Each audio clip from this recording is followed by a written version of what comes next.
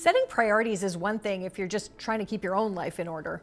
But what about figuring out the priorities when you work on a team? That's exponentially more complicated. Keeping a team aligned is hard work. Let's talk about how to get aligned on what needs to be done.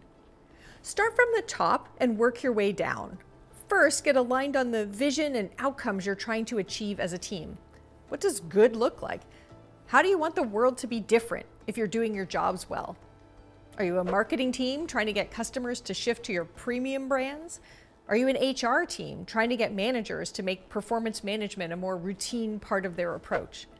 What change is your team trying to create? You don't need to answer this question every day or even every week, but it is worth asking it occasionally to make sure you're clear on the most important outcomes of your work. If you don't do this, it's easy to prioritize activities and tasks based on what landed in your inbox most recently or how scary is the person asking for it. When you pay attention to the most important changes you're trying to create, it helps you zoom in on what matters. Getting clear on the outcomes you're trying to create is a huge help in prioritizing on a daily or weekly basis. Now, make that a little more specific by having each member of the team define your objectives and your outputs. If you're trying to boost your premium brands, do you need a new digital marketing campaign? Is someone going to work to find a new influencer?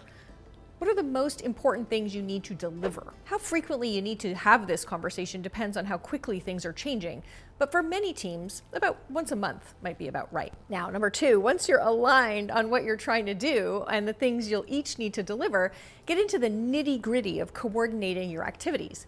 Maybe everyone needs to get together to align on the premium brand strategy before anyone can do their individual work. Or you need to make handoffs between the person crafting the digital campaign and the one hiring the influencer.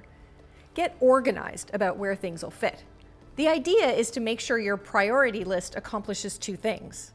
One, it prioritizes the activities to complete the outputs that will drive the outcomes that you're looking for. And second, it prioritizes the activities you need to do to help others get their most important work done.